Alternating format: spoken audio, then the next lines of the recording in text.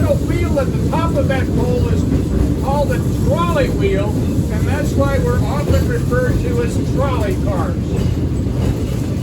Now this is an electric streetcar. We get all our locomotion from two electric motors that are under the floorboards in the car. You'll occasionally hear a rumbling noise that I will not talk over. That's an air compressor. Has nothing to do with propelling the car, but it runs our three safety features. It runs the brakes so that even without electricity we can stop safely. It runs the doors, so even without electricity we can all exit the car safely. And it runs our sanders. Under 4 of your seats you'll see these red sand boxes. If we have wet leaves or snow or ice on the track, Jim can hit a pedal on the floor, squirt sand on the track, and give our wheels the traction to keep going. Now these three safety features are the reason that this is called a Birney safety car. Because the original streetcars that ran from 1907 until 1918 were entirely electric. So when the pole fell off, the ride got way too exciting for the citizens of Fort Collins. We have had a electric streetcar system in Fort Collins from 1907 until 1951. And during that entire period, you could go anywhere in the city of Fort Collins in about 15 minutes for a nickel. The original system was built by the Denver and Interurban Railway Company, which was an interurban that established trolley lines in all the principal towns from Cheyenne clear down to Colorado Springs. The Denver and Interurban was part of the Colorado and Southern Railroad network. So you can leave your house here on Mountain Avenue, go to the train depot on Jefferson Avenue, take a train to Golden or Colorado Springs, get off and get on another interurban trolley to reach your destination all in a single day. Unfortunately, the Denver and Interurban Railway Company went out of business in 1918 because of the passenger restrictions imposed in World War I. It was no longer profitable to run the operation. So in 1919, the city of Fort Collins bought the track, scrapped the big 58 passenger cars that the Denver and Interurban was using, and purchased 4 of these little 28 passenger Birney safety cars. In addition to the safety features, the big advantage to a Birney safety car is that Jim can operate the entire car by himself. Instead of having 2 or 3 people to operate the big cars, Jim could do it. And I'll wait for the rest of it.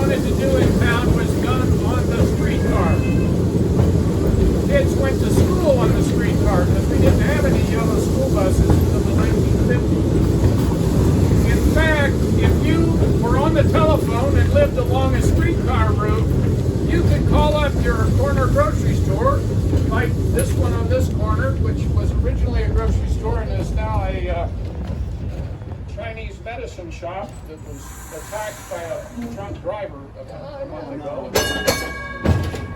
You could call up, place an order for groceries. They would box up your groceries in your box with your name on it, put it out here on the curb. The motorman would pick it up and drop it off on your front porch. We don't do that anymore.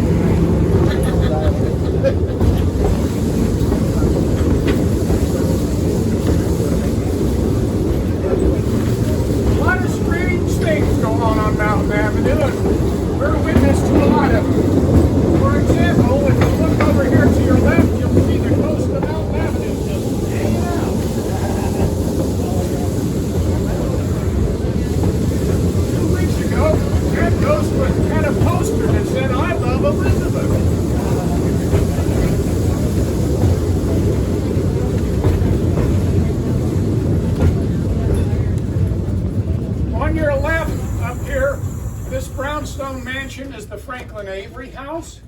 Franklin Avery was one of the founders of Fort Collins. He was a banker, a rancher, and a surveyor. And we have Franklin Avery to thank for the layout of the original town plat. In fact, this very wide Mountain Avenue was the widest street in town, so that Franklin Avery's delivery wagons did not have to back up to turn around.